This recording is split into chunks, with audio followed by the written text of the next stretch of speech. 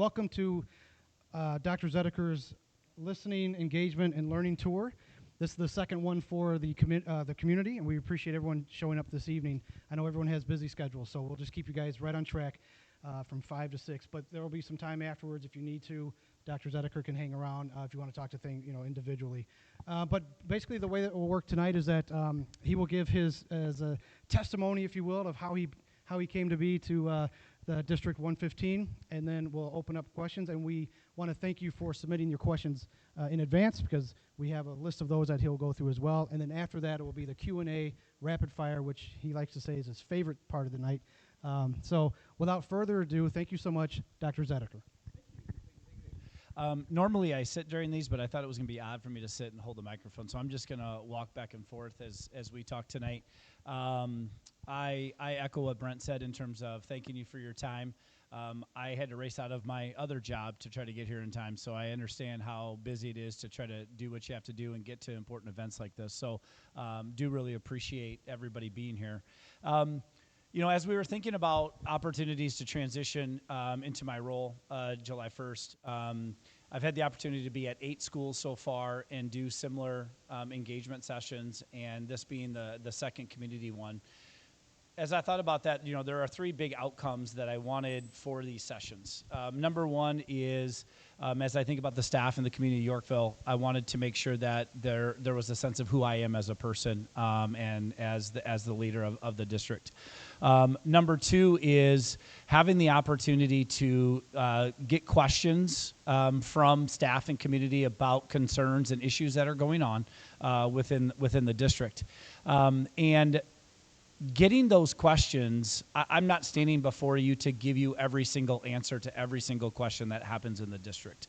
As I engage in these sessions, I am approaching it from a sense of listening, learning, and being kind of really humble in terms of what experiences in history have happened already in District Y 115. And so I'm really wanting to learn, and I've said the same thing to the staff as I've gone there, is I'm never going to come in with all of your answers, but it's really important for me to learn and understand what the issues are, so various spaces and working with various groups and people and stakeholders, I'm going to have a lens and a sense of information to be able to provide to that working group. And so engagement sessions like this with community, and this won't be the only time that we do that, are really important, not because I think I'm going to give you the answer, but it's going to continue to provide me context and learning so that as I continue to work with folks, I have a sense of where people's kind of hurdles and struggles and opportunities are for the district.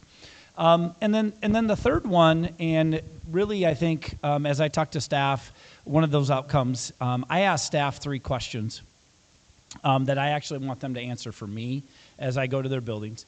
One of them is around the challenges or hurdles specifically within their building or the district. I want to know from their individual perspective. And we do it on a Google form because I want to make sure every voice is heard. Sometimes you get in larger groups, people are afraid to speak up. And so I want to make sure that there are voices that are represented within that Google form. But the other 2 questions are actually kind of flipped. One of them is, kind of what's the best thing about District 115? And then the last question, which to me is part of what I call kind of stay interview. In the field of education, right now educators have opportunities. There's a teaching shortage. And within, a 30-minute drive of Yorkville, there's probably 25 different school districts. And so I asked the teachers, why do you stay? Why do you stay here to work? And I think that's really important. And what I talk to the staff about is, as educators, as teachers, we are always problem solving. And if we continually look for problems, guess what we're going to find? We're going to find problems because we've trained our brain to look for them.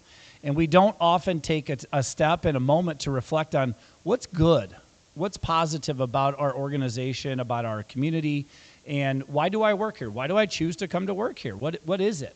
And I think that just a little moment of reflection to answer that question hopefully can provide some reflection for staff. But what it gives me is it gives me the ability to theme things out and figure out what are we doing well and what can we build on as we're thinking about the struggles and the gaps and opportunities every district has.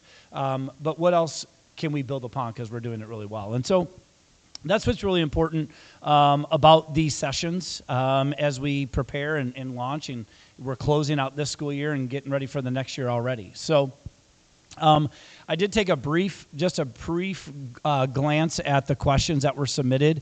I don't take those overnight. I don't study them. I want this to be an authentic conversation. I want to answer them as me, not as some planned response. And so I did notice there were quite a few, and I'm going to try to get through as many as I possibly can tonight. And so I'll try to hurry through my introduction, and so we can get to and engage in a conversation.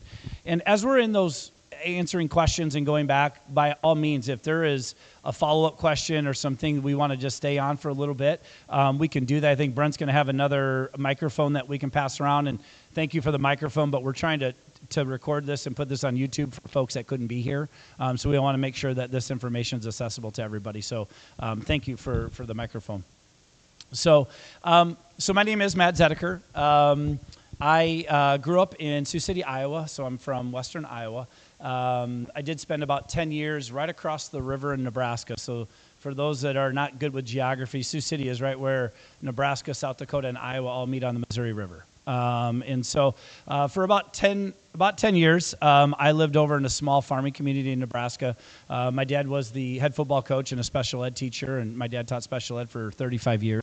But my ongoing joke with staff was my chore in the morning was to milk the goats. We had goats. And so I was an avid goat milker. But I don't put a goat in front of me now because I haven't done it in 40 years, so I have no idea anymore. But growing up on a farm was great. It gave me, I think, growing up in the imagination.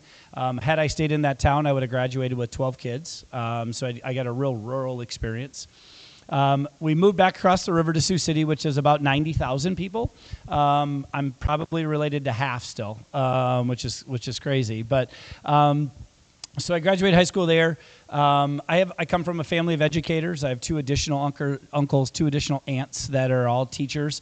I actually have 5 cousins that are teachers, but I have like 35 first cousins just on my mom's side. So we have a large conglomeration. But education was just kind of what we did, and that was what I was going to do. Never thought about anything different.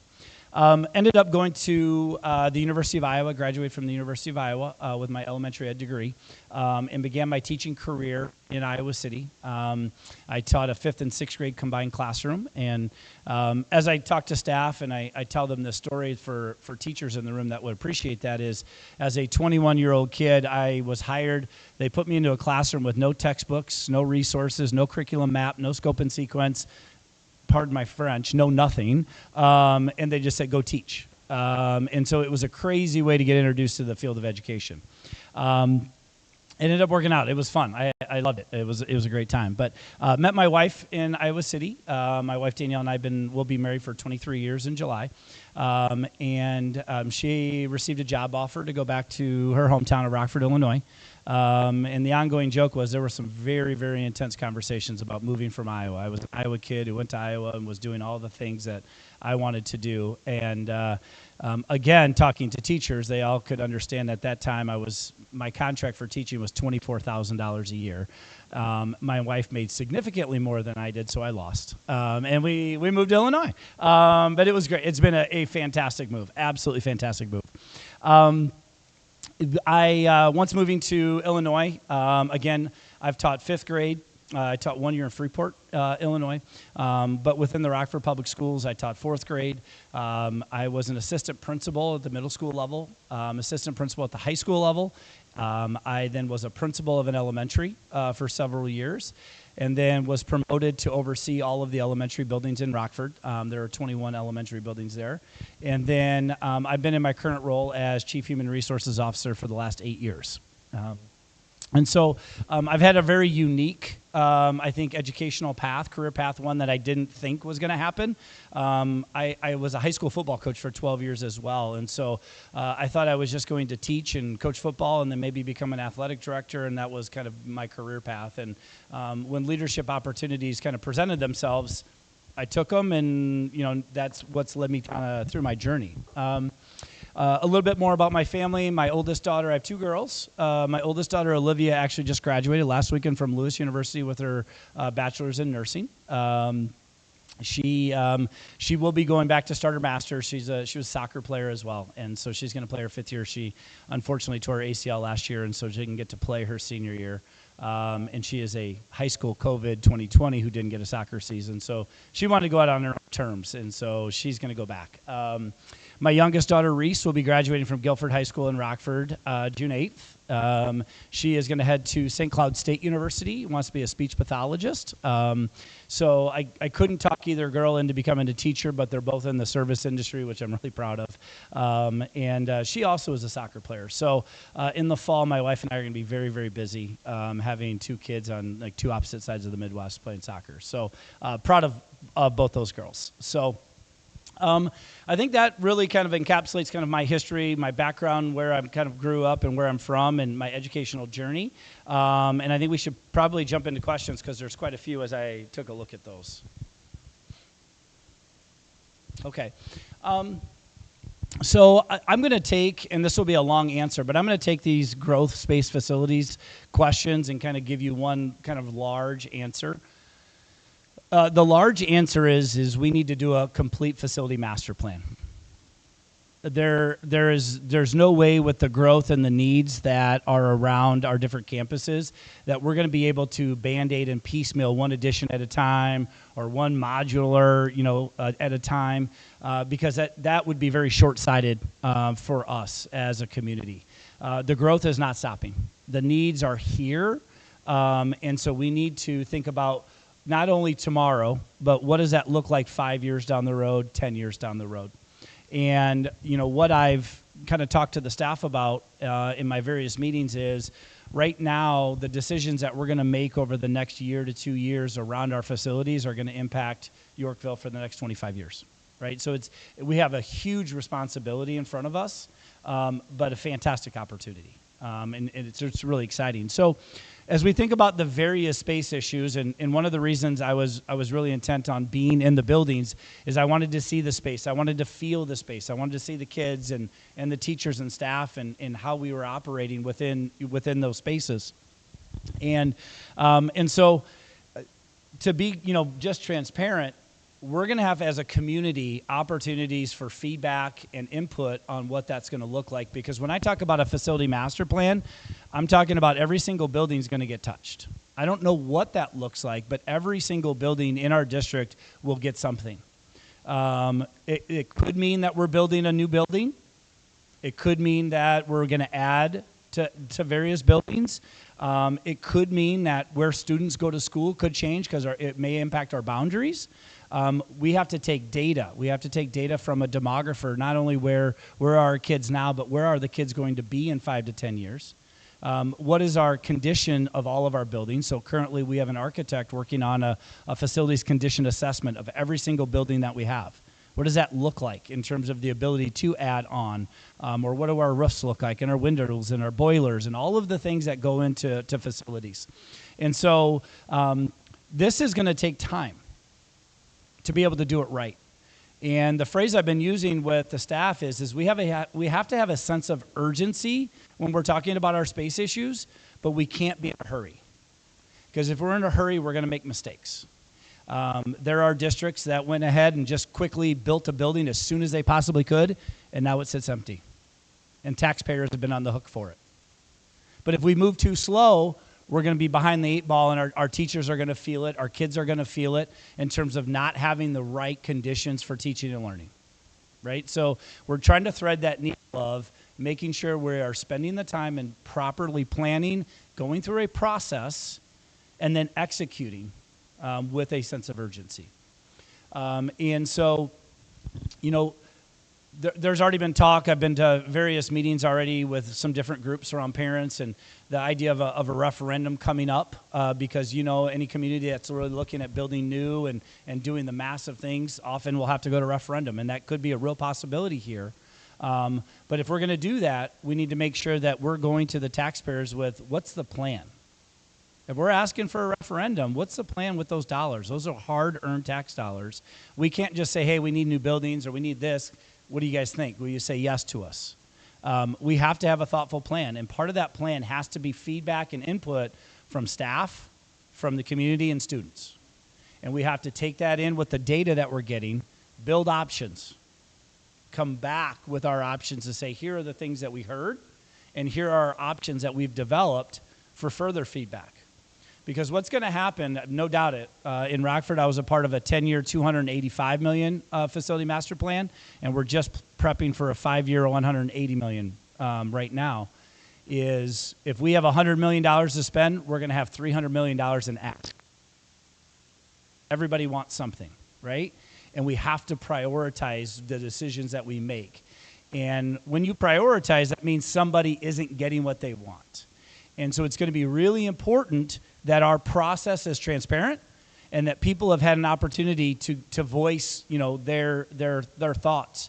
That way then, even if they don't agree with the final decision that is presented, they know what the process was. They know that where we started and where we finished. It wasn't hidden behind, you know, some closet and behind the doors in terms of making those decisions. And that's going to be really important because, like I said, we have some huge decisions in front of us. And so that is what the overall answer to those facility questions are. Now, there may be some short-term things we have to do depending on the buildings. And some immediate needs, whether, you know, we're talking about various student populations, some impact on growth on certain buildings.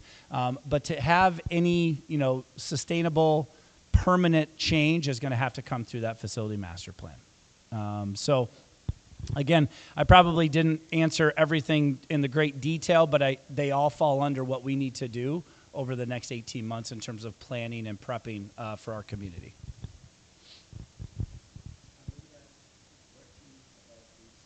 Yeah, absolutely. Yeah. Yeah, absolutely.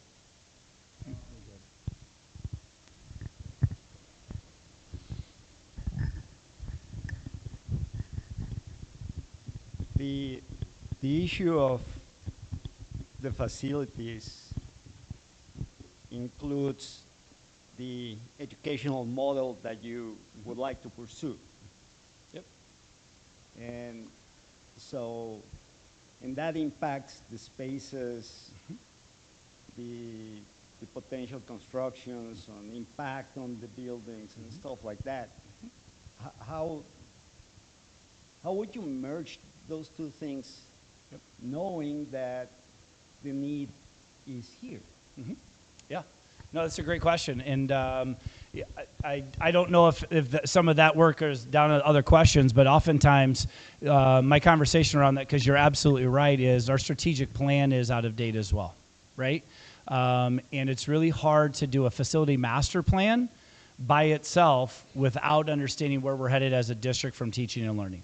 I do kind of the joke that a lot of districts who built a bunch of buildings even 5 years ago, they didn't create spaces for gaming, and now it's an IHSA sport that we had to find space for our kids. Things change so rapidly.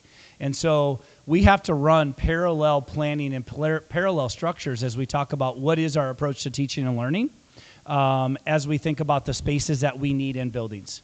That could be spaces so that students who need services from speech pathology or social work, there are spaces to be able to do that. Are there small group spaces that we need to run so if there's any kind of additional language support that needs to be provided to our students? And so that work is going to happen simultaneously as we think about our facilities, because we can't really have one without the other. We can update our strategic plan and have all of these changes with how we want to educate students, how teachers can work within those spaces, but not have spaces. Then we can build spaces just kind of blindly thinking we know what they need in students and teachers without having an approach to teaching and learning. And so we've got to be able to plan both and to be working simultaneously as we do that. And I think that's a fantastic point. And so that is going to be part of the work, part of the priorities as we think about what is our academic future and outcomes for students, as well as in what facilities and conditions are going to be able to execute that plan. So I appreciate that question. Okay. So the other topic, I think Brent's themed these out here a little bit. So it looks like we have some bullying questions, student behavior. So when we start talking about bullying in specifics, as we take a look around continuous behavior, bullying behavior, Part of that is going to be, it's twofold. It's number one is how have we structured our MTSS program in conjunction with our student code of conduct. Our multi-tier systems of support, or how we engage our students, is going to be really important on the proactive method. That question talks about proactive. And as the system, as different buildings, we have to make sure that we have good systems set up in that building to be proactive. And when we talk about multi-tier systems of support, or I'll refer to it as MTSS, that is both on the academic side. If somebody's struggling with reading, math, writing, we try to be proactive with the interventions that we will provide students so that they don't fall further behind academically. The same is held true from a social emotional standpoint. And we talk about bullying, a lot of that stems from social emotional issues. And so we have to talk about the systems that we're going to set up in the buildings to identify and to be able to provide interventions as one measure of being proactive when we talk about student behavior. And I'll say student behavior in general, which bullying would fall under. The back half is we'll have a student code of conduct, and there are consequences for bullying. And unfortunately, if we get to that point, there's an expectation for us to follow that student code of conduct. And so if we're doing what we need to do on the front end from being proactive and setting up systems and spaces for our students to deal with some of their social emotional issues, then the consequences on the backside need to stay as well. There needs to be some proactive and reactive for that because every student deserves to feel safe as they come to school. But we also have a duty to make sure that we're trying to service all of our students with their needs. And that's why it's complex. And so we're going to have to take a look at each incident individually. As I look at that second question around dual language program being dropped, we have to take a look and identify each student. And then how does that impact the larger group? And so those come down to systems with principals, their teams, and what they do to identify students and what interventions are in place. I'm not going to be able to answer specifically some of these questions because I don't have the context and I haven't spent the time yet to dive into some of the particular issues. I can tell you that, you know, it's a big decision to drop somebody from a particular program that they're involved in. So that would be a very large decision to be made. It doesn't mean it's never been made or it won't ever be made. But anytime you talk about removing a student from a particular program for them, that's academic services for them, that's a large decision. And that will be something that would be coming from a team and doing all of the research and data before making that decision. When we talk about behaviors at the middle school and high school, I'm not going to fix that. The superintendent isn't in the building every day. We had this exact question on Friday. I was at the middle school and I was at the intermediate school. And my answer to that was it's the professionals in the room I'm talking to. Because it's up to the adults in each building to set the conditions for our students.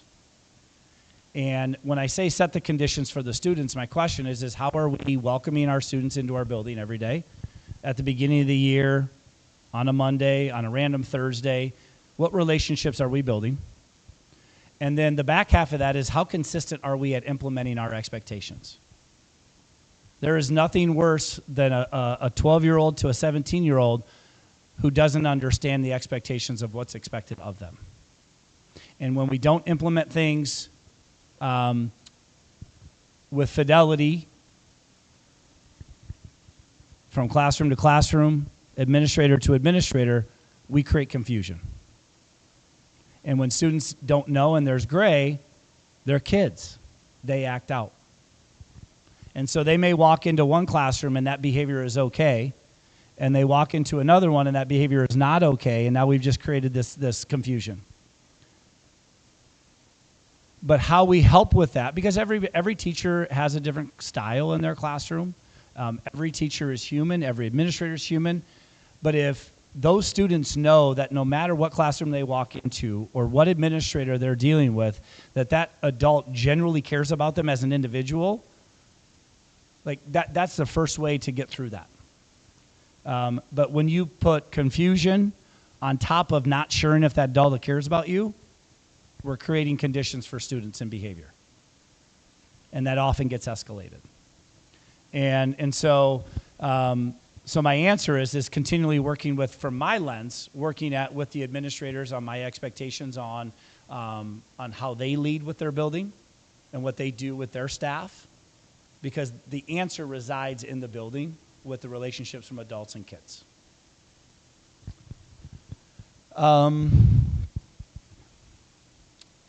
So don't go too far. Cell phones has come up a ton. So this is an interesting one, because if you poll parents, so I'm a parent, if you poll parents about do they want their child to have a cell phone at school or not, you're going to get all kinds of answers. Some parents want to make sure they have access to their kid 24/7, and if they text or call, they want their kid to be able to answer that. And they get very upset when they can't. If that cell phone is in some kind of lockbox or a pocket, or the policy is no cell phone. You can go to the opposite end where there's my kid and every other kid shouldn't have a cell phone in that school no matter what. And then there's a bunch of people that are in the middle of that continuum. And I can show you districts that have a zero tolerance on cell phones. There's absolutely zero in the buildings, and it's working. I can show you districts that allow cell phones in the classrooms, and it's working. I can show you districts that only allow it in hallways and the cafeteria, and it's working. And to me, and my conversation, again, this was a middle school and an intermediate school conversation last Friday. To me, it comes down again to the consistency of the implementation of what the staff has decided. Because again, confusion versus clarity. And that comes down to communication with parents. What is the expectation? What is the policy? And are we enforcing it the same from classroom to classroom and building to building?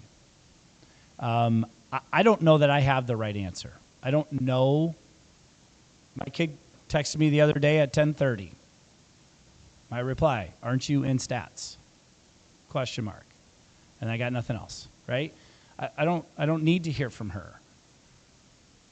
But I know that not every parent feels the same way I do. And so cell phones is one I think that we have to have continual conversation around. And I think there needs to be open line communications between parents and buildings and administrators and teachers on what is the expectation and how are we communicating that with parents and students for the use of cell phones. They can be used as great tools, fantastic tools. We are in an age now, kids need to not know information, they need to know how to find information. But they can be a huge distraction at the same time. And so I'd be lying to you if I said I knew the answer to this question, but I can tell you what we do need to do is keep the lines of communication open about how we want to interact. And it's going to, again, just like discipline, is how are the administrators and teachers implementing what they've told parents and kids is the policy and the rule for how they want to interact with it. And again, I think that will help. Let's see. So we'll talk about retention. I'll talk about retention in a large scope and kind of how I've addressed it with staff. There are kind of two ways to take a look at retention when we talk about staff retention. And I don't know that there's anything more important right now in the field of education than retention of quality staff. Right? It's okay. Sometimes we lose staff that's okay. But I think retention of quality staff is probably number one, if not in just this district, but in every district across the state when we're talking about who to put in front of our kids. So there are two ways to take a look at retention. Number one is the obvious. We have to be competitive with salary and benefits. We need to be able to pay bills, right? We have to be able to live. And so I want to make sure that we are doing what we need to do to stay competitive with our competition. I said there's probably 25 districts within a half an hour, and we need to make sure that we're competitive with them. But if we only focus on that, we're going to lose. Hertzberger is a philosopher that talks about demotivators, and actually money is a demotivator. And the reason is you can get a raise in your salary, your hourly rate, and it feels good for about 30 seconds. And then everything else that was already bothering you before that raise still exists, and you've already forgotten about the raise. And so if we don't talk about the culture that we need to drive through this organization and in the buildings, we're going to lose. And so I've used this phrase with staff as we think about the culture in buildings and how to retain quality staff. And I've asked the question about, do you have, as you look around the room for your colleagues, 3, 4, 5 people that would hold your rope? And they kind of look at me and I say, well, imagine you're rappelling off a cliff. And the people holding your rope is all you got. Do you have 3 or 4 or 5 people in your building that you can honestly say, they're going to hold my rope? They're in this with me. I can depend on them. And if we can create cultures within all of our buildings, and it's not just teacher to teacher, it's administrator to teacher, teacher to paraprofessional, clerical to janitor. Who are the people in the building that you know you can look around and say, that person's got my rope? They'll hold it for me. And if we can create that in our various buildings, not only do I feel like that's going to help with retention, because people are going to enjoy coming to work. There's nothing worse than going to work when you look around and you say, I can't depend on anybody. I'm not engaged with anybody in this building. But if we can create that condition for retention, that also becomes a great recruitment tool. Because as we bring our current staff to college visits and to job fairs and to talk, and future teachers, future employees ask the question about, like, what's it like to work at Y115? Well, we've got people to tell you right now. They've had a whole group of people that they get to depend on every single day. We work through it together. We communicate together. We have fun together. That, to me, is going to be a huge piece in teacher retention. And if you feel like you have people that are in it with you, that means there's a level of engagement. There's a level of participation that you as a staff member have, and I'll use teacher. That means that principal has set up committees and structures where teachers have voices. Me as the superintendent, I've set up structures where employees and staff and community have a voice. And so if we can create that, to me, that is the goal of retention. And I think pretty powerful one. So miscellaneous questions. Yes, I will be setting up committees for parents to have input. I think I like to use a little phrase, form fits function. Not every committee or every group you pull together fits the function of what you're trying to do. Sometimes you get people together because you just you need a sounding board to say, what about these ideas? Give me your feedback. Some are in the process of helping to make decisions about certain things. And there are other ways in terms of feedback loop and communication. Maybe it's strictly a communication. And so I think what's going to be really important as we talked about strategic plan, we've talked about facility master plan, we talked about these gigantic things that we're going to have to do that we need community and parent input, is what's the purpose of the committee? Because nothing is probably worse than the illusion of inclusion, right? If you don't know why you're there and you're just there and you think it's for one reason, but it's actually for another, that actually does a little bit of harm in terms of engagement and input from parents and community. And so, yes, there will be various ways for the community and parents to be involved in committees. I don't have those all mapped out yet, but we're going to have various work streams with our large projects that we're going to absolutely need involvement and feedback on. What are some of my top priorities for the high school? I don't know that I've identified exactly just for the high school. I can tell you that as I think about high school, some work I'd really like to continue, there's great things going on at the high school, is I'd like to continue to expand dual credit opportunities for our students. I would like to continue to expose all of our students to various career pathways in terms of figuring out, it might be figuring out that you don't want to do that, but they need exposure. Our students need exposure to all sorts of things, whether that's college-bound careers, whether that's the trades, whether that's the military. There are various things that all of our students need to be exposed to so that as they come out of high school, they have a better sense of what they want to do and who they are. And that needs to be expanded. There's some really great things going on. We just need to expand on them.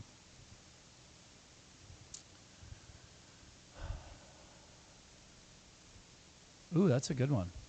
Some of my biggest accomplishments from where I am now. Ooh, that's a good one. I'll do two real quick ones. Number one is when I took the HR department over 8 years ago, it was the worst department in our district. We had 7 people ready to walk out and quit. When our employee engagement survey, it was the lowest ranked department in our district. I have over 85% of the people still with me 8 years later. I've created a culture there where people want to come to work. We have a little bit of fun, but we get things done. And it's no longer, we're one of the top rated departments in our district now. And I take a lot of pride in that. And it's not because I think I've done the work, but I've been able to hire the right people who understand the culture that I want in our department and drive that through all of their departments. And to me, that to me was huge. I don't think people in that district understood what a partner HR could be in terms of hiring, employee relations, and all of the other things. And so to me, that was a huge accomplishment because I was a principal in the district when the HR department was bad. So it was kind of a personal challenge as they offered that position to me to take that on. I would say the other accomplishment I'm really, really excited about is on the teacher side, the recruitment, retention, but also student outcome side. I started a program in Rockford Public Schools called the MCL and Aspiring Teacher Program. And I can't say I invented it. Just like any good educator, I'm stealing it. I stole it from a nonprofit called Public Impact. But essentially what I was able to create before the state allowed and passed student teaching, paid student teaching, is I was able to create a year-long paid student teaching experience because we all know that 6 months does not prepare a person to become a teacher. And I paired them up with a master teacher we called a multi-classroom leader. And there were 3 real big outcomes for this program. Number one, it was a recruitment tool, right? We wanted to grab student teachers and say, hey, we're going to pay you for a year long so you get to experience it all.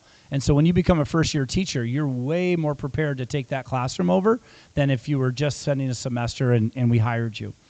The second one was building leadership capacity within our teachers and the teaching their colleagues. Because part of that is that MCL, that multi-classroom leader, because they have a year-long person in there, they get to go to other classrooms. They get to plan with that individual. They get to co-teach. They get to do observations informally to give feedback. And so that builds the capacity of all teachers when you're talking about having that program in buildings. And then the third one was student outcomes. You have more adults. You could have a teacher step out because students need some work with SEL, MTSS. The teaching doesn't stop because there's another adult in the room.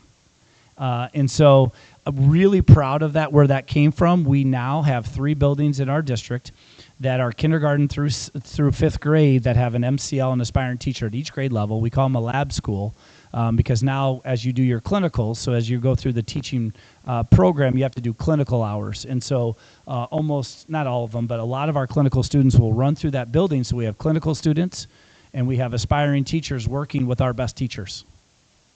And it's really, really cool to see. And now we've expanded it into the high school where we're doing that same program at the high school. And so for me, recruiting, retaining, and student outcomes for that program are huge. And so really proud. And again, I was the one that kind of started it and worked with people.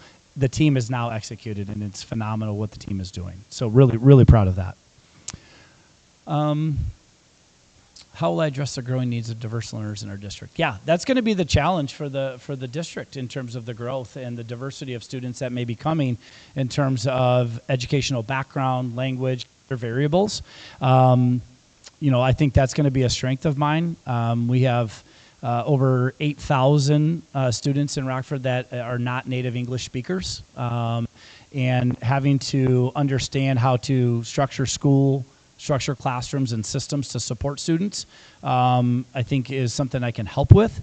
But that's going to be a lot of learning, training, feedback, because every student has individual needs. A group of students may come in and they may all be English language learners, but all 5 of those students are different in terms of the needs that they have. And so I can't give just one blanket answer in terms of how are we going to deal with that. This is going to be part of the challenge that we have as a community is the intense growth that we're all experiencing. All of that comes with changes. And how are we adapting to those changes as they come? And so that is going to be the complexity of the work, because when you start talking about working with people and working with kids, that's the work. Like, we can design curriculum, we can have resources, we can have all the things, but the work is with the people. And that's going to be our work. Describe my vision for Y115. Yeah, that's a great question. To me, I kind of think about, as we look at the current strategic plan and the attributes you have for a graduate, I think they're all the right things. I think about three big things when I think about students as they leave Y115, and I think of college, career, and community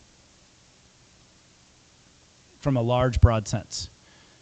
And this goes back to the experiences that they have throughout the course of middle school and high school in terms of, are we prepping our students for the path that they choose, either college or career? But that community piece to me is where you start talking about soft skills. And how can we prepare our students to contribute back to Yorkville when they leave? Now, I would love to say that every single graduate for Yorkville is going to stay in Yorkville and live here. That's not going to be the case. But we certainly want to create conditions where they're welcome to stay, welcome to contribute to our community. And so how can we ensure that as students leave us, and graduation was last Friday, as they walk across that stage, are they college, career, and community ready? And that's the broad vision for kids as they leave our district. Now, there's a lot of work underneath that with layers and how we get there. But I think if we can describe that, and if we can continue to stay in touch with our graduates and continue to get feedback to say, how did we do? I think that will be really important for us as we continue down the road. A recent challenging situation you managed through at work. What did you learn? I'm in HR, so I have a lot of stuff I can't talk about because I have challenges every single day. I'm going to come back to that one. I got to think about that one. I have to give a good example. What are your core values, and give an example of how your values show up in your work? That's a great question. I'll give an example of how it shows up in my work, and I'll think about making ethical decisions that are in the best interest for kids. Unfortunately, I sat in a meeting last week of an employee who actually has known my family for over 20 years, and I had to have the conversation that individual is being removed from their position for next year because they're not the right person for the building. That was hard. But I also knew it was the right thing to do. They're not the person to be working with kids in that building. I think that's just a quick example of the ethics that drive me in my decision making. I think hard work is another core value. I'm going to be tireless.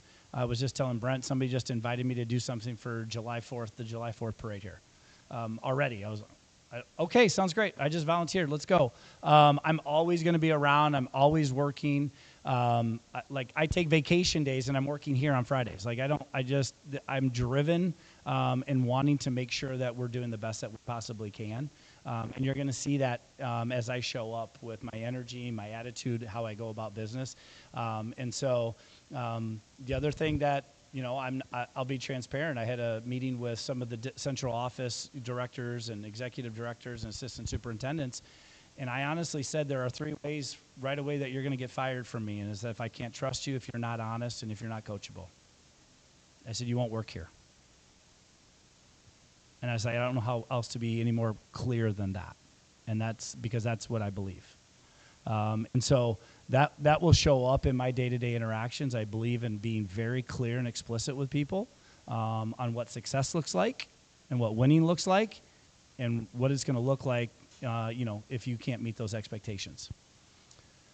I think the first 90, 120, that is going to be a lot of planning, a lot of communication as we think about teaching and learning, but as we think about our facilities. those are two gigantic projects that are going to take a lot of coordination, a lot of logistics, and to add the complexity, if we have to go to referendum, we're bound by time dates for when there's a ballot and voting. And the board has to approve things, and so we're bound by time. And so that puts some restraints on the work if we decide that that's something that we think the community wants. And so that 90-120, those are the two kind of technical things. I will tell you the thing that's going to be work all year long, which will include the 90 and 120, is the relationship building and the trust that has to be rebuilt between staff, the community, and the board. You know, I've done enough homework where the change that occurred through Yorkville over the last year was something that the community is not used to. There's a trust issue right now, and there's some lack of relationship, and that has to be built. And it's not going to be built in the first week. It's not going to be built in the first 90 days. But the actions and things that we do will help to contribute and to build that over the course of the year. And so that will be something that we focus on for the entire course of the year and into the future. How can I make Y115 better? I would tell my wife because I'm charming and all of that stuff, but not really. I think what I can really add right away in terms of making Y115 better is the school district's moving from a small district to an organization because there's so much growth. I come from a very complex district. We have almost 29,000 students, 41 buildings, and I think I can help navigate that complexity. And what does it mean to build a process to ensure that we know how it starts to all the way how it finishes, so that way if some person leaves, it's not like, oh gosh, all that knowledge just left with that person out the door. We have no systems set up.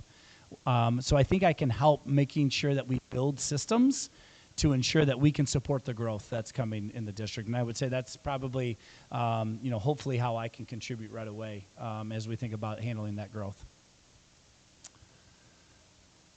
I will not be able to answer the dual language question in terms of classes. I haven't had an opportunity to dive into all that data yet and student enrollment and where we're at, so I will not be able to answer that question. Funds. Okay. I think that's kind of a two-part question. We talk about funds and we talk about facilities for extracurriculars, whether it's music, choir, dance, other athletics. I think funds is one that, to me, is, when I say easy, it's not easy to do, but easier to address. I think we have to take a look at a funding formula for our extracurriculars. As we talk about, when we talk about dollars for a school district, it's one big pie. We don't have any more money. And so the question is how do you divide that pie up? And so we have to talk about what that formula is as we look at supporting our extracurriculars, whether that's in the fine arts or sports, and is that based off of any restraints from a facilities standpoint, safety. There are certain sports and programs that have more coaches because there are safety issues that have liability. Or is it that we've just grossly misfunded something? I don't know the answer to that because I haven't dove into that. But that is something we can take a look at. But the second part of that, talking about studio space and things like that, that's coming back into our facility master plan. And where are we going to spend our dollars, and how are we going to prioritize those dollars? And so that's certainly something that I have no problem engaging our high school with in terms of our funding. But I don't know the particulars of that.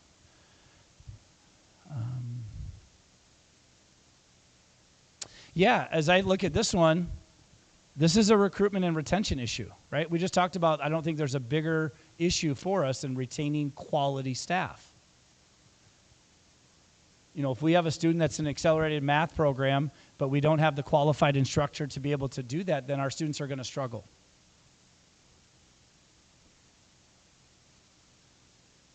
My daughter went through it with AP Physics last year. We had one AP Physics teacher, and that she filled up, And my daughter got into an AP class that she wasn't an AP physics teacher. Her experience was very different. And so I felt that as a parent. And so this goes back to that we've got to make sure we're doing what we need to do to recruit and retain high quality staff for our kids. I don't know that I'm going to touch the 8th grade graduation question. I don't know the history on that one. I'm not sure. I feel like that's a trap. But always willing to listen. I'm willing to listen. I don't know what the history is there, but I'm willing to listen. Current grading scale allowing student retakes. Yeah, good question. I do believe in some retakes. I do. As professionals in our professional work, we all have been given a second shot to do the job. Now, how we go about setting up retakes, what those retakes look like in the scope of the standards being taught, what the formative assessments, those checks along the way, and what the summative is. So this is a complex question in that little phrase right there. And for those of you who have paid attention, I know that we have just adjusted what our teaching, learning, grading plan has been from kind of the 90-10 to, I believe we got it down to 75 summatives. But I do believe in student retakes. I just don't believe in as many retakes as you want. And I don't believe in retakes where it's the same exact test that you gave the student and they just come back and do the test again and do the ones that they missed. But I do believe in giving kids another opportunity to demonstrate that they know the standard. I absolutely do. I equate, where for most of us that went through school in the 80s and 90s, the old way to grade on responsibility and whether you turned your homework in and then did you get any extra credit because you brought canned food in for the canned food drive, we end up graduating kids who we think know things, but because of the way we graded, we don't know. We don't know.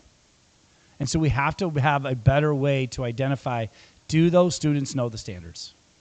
And so I do believe in retakes, but I don't believe in like just retakes for the retake's sake. There's much more to it.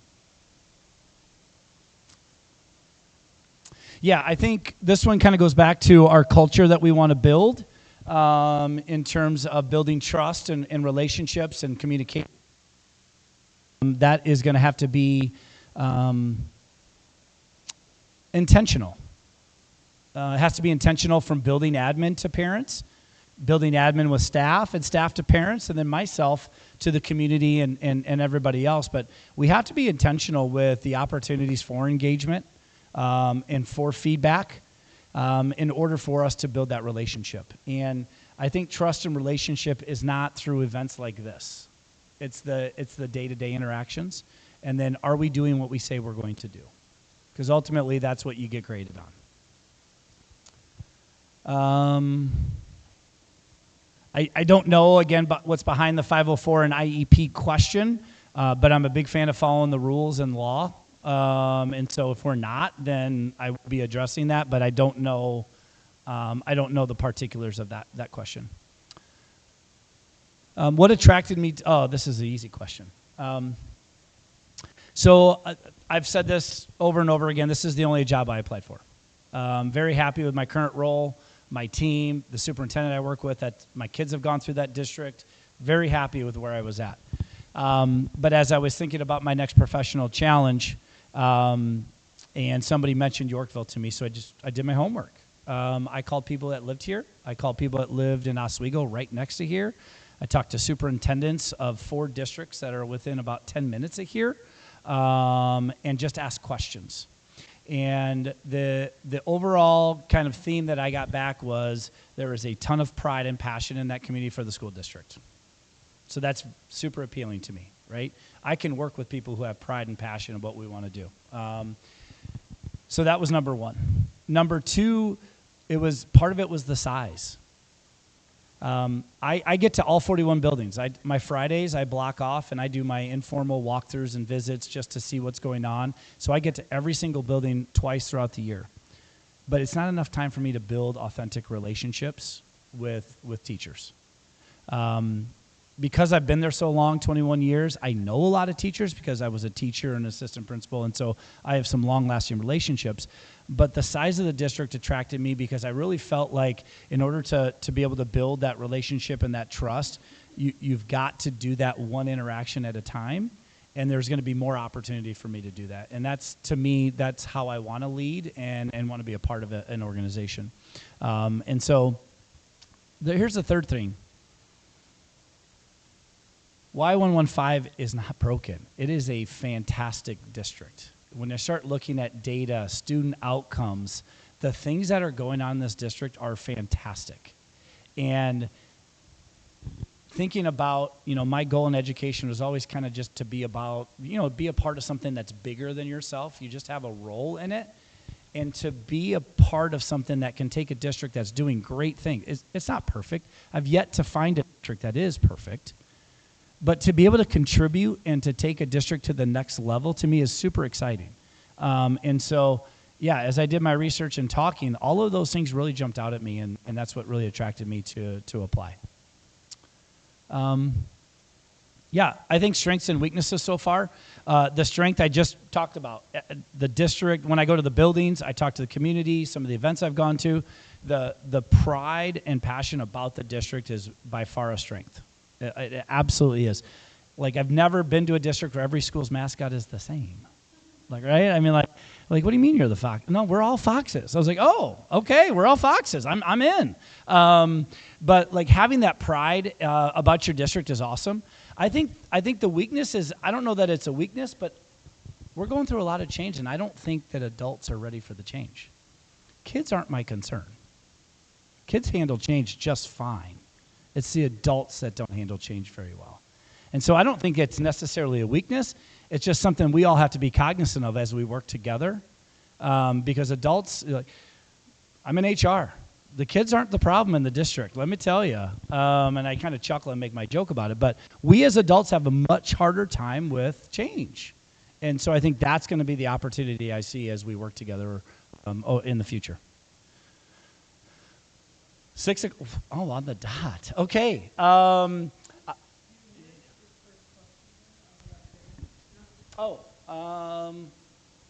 do I ensure that things like book bans, snow day debacle, graduation issue, the remembrance of students don't define your legacy? I think through communication.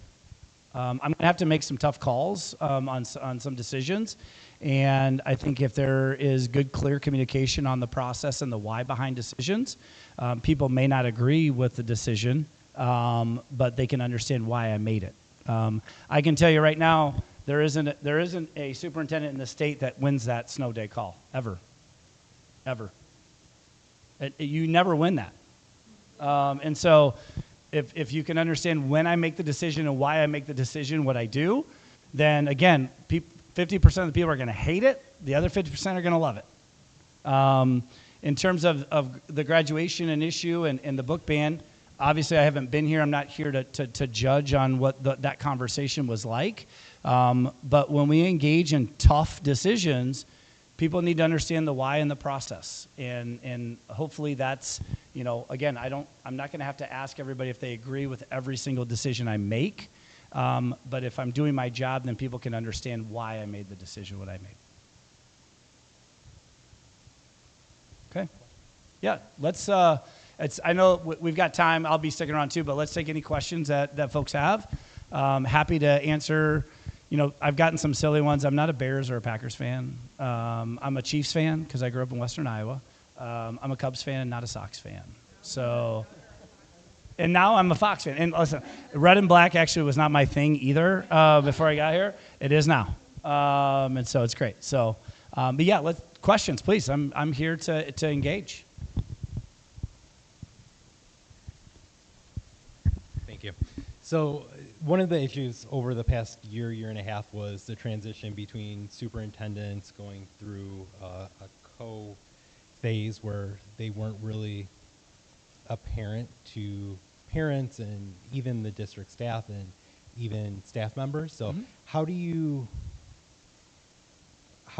looking at it from a perspective of how do you make sure that you build that relationship with everyone, including all the staff members, all the students, all the parents, the community, like you were talking about? How do you make sure that that's your number one priority? Yeah, that's a great question. My quick answer before I elaborate is I don't know how to do it any other way. I really don't know how to lead any other way than building relationships. But what that means is me being in spaces to have experiences with folks. Again, not necessarily in large groups like this, but as I've gone to the buildings, I've told them, I'm going to be in your buildings. I'm going to be in your classrooms. And it may not be with the principal. And I may leave a sticky note that says, tell me more about that. Not because I'm evaluating them, it's curiosity, or it may be a simple note. But interactions one by one are how you build the relationships and trust. So, on that vein, no matter what I say to you today, doesn't matter. What matters is what are my actions, and am I following through on those things, right? And so I think the job of the superintendent is to be visible, is to lead from the front, and to create those relationships. Otherwise, if we all don't create relationships with one another, we don't build grace with one another. And mistakes are going to happen. I'll make a mistake every single day. But if we had spent time together, built relationships, had honest conversations, then there's a grace period to say that decision was made with good intent. It didn't quite work out the way we wanted to. And so that's a priority for me because, again, I just had a meeting with central office folks, and the first 7 slides of that presentation was about culture. And if we don't have the right culture within the organization, I don't care what else we're going to do, it's not going to work. And so it's really important to me. My question was just to piggyback off of the strategic master plan you had for development. Jorge already started the conversation. The need is already here. Yep. Where are we in that process? Has it already started, or is that when you start? Yeah, so part of it has started. We've hired the architect, so I'll give our current board a lot of credit. They went in and the current architect that was working with the district wasn't working out. They weren't visible, they weren't here, they weren't giving the information, and so they separated with that architect and hired a brand new architectural firm. They're in the current process of doing our conditions facility assessment for all of our buildings. So the behind the scenes work has started. Where I'll pick up on is working with the board on ideas and thoughts and how we're going to strategically set up the community feedback. Because if it gets to the point where I think, frankly, it probably is going to go is the community drives a referendum, I don't. And so we have to talk about the needs and putting together all of that data. And so that's going to be, and what's going to be frustrating is we all see the need now. Absolutely see the need now. We won't have a lot of the solutions now. But I think, or I hope, is if the community gets regular updates on our work, that they know that we're working towards the solution. And I think that will allow us to be able to work together. Because I know it's frustrating. If you want things now and we're not seeing it and you're not hearing about what's going on, then that creates what are they even doing about it, right? And so I think that's going to be an important piece about the communication and updates on what we're doing. Good question. Oh, yeah. Oh, yeah, absolutely. Yep. Yep. Yep. Yep. Yeah, I don't know how frequent they'll be. I don't know the cadence yet, but when we're start talking about major projects like that, especially when working on, and I'll just stay on the facilities line, that's a very visual thing. You can see whether work is happening or not happening, or you can see the space issues. And if you're questioning, what are they even doing right now? And so there will be certainly a commitment to regular updates once I'm able to dive in to figure out where we are with the process, meet with the architects, all of the several things. We have several things in motion right now.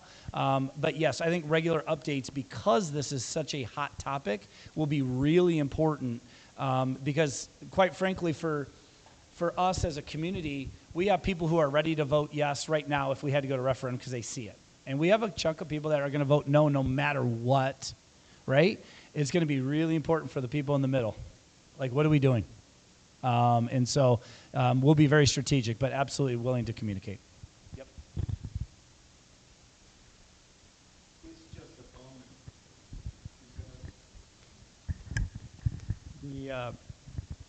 The challenge that you're going to have is the loss of about 4 years.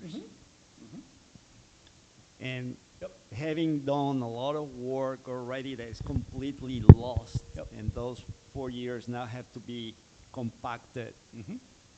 not just from the point of view of the facilities, the model of education, the communication with parents was lost Yep. already for Yep. about 2 years. Mm-hmm. And the engagement with teachers and making sure that those teachers have the support that they need, Mm-hmm. the looking forward to a professional development, and believing in that you are going to provide the resources that they really need. Yeah. Yes. That's I agree with you. That it's 4 years that been lost, Yep. and Yep. so that's going to be a big challenge. But Yep. but you have a very supportive community if you show Yes. the. Yep. I've found that already. And yeah, I mean, but I'll say, yes, I agree with you. We're behind probably 3 to 4 years on various fronts, whether it's facilities, strategic plan, others. But I'll go back to the phrase of having a sense of urgency without being in a hurry. Reestablishing relationships and trust.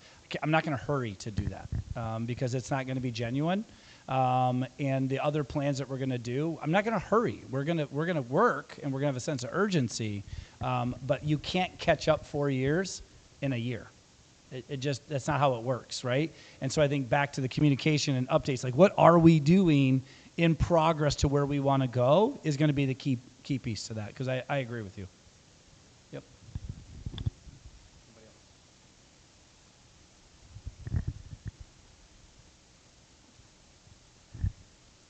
Okay. Yes. Yes. And giving us this opportunity to like voice our concerns Yep. or questions, and thank you for stepping up for us as a district.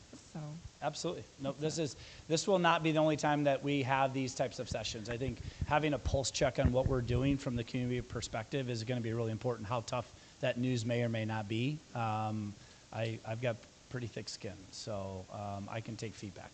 There's no doubt. So we'll have more of these. Well, I'm going to be here. The board meeting starts at 7, so I have another 45 minutes. If people want to stick around, individual questions that they didn't ask, happy to meet folks and to be here. So thank you again for coming.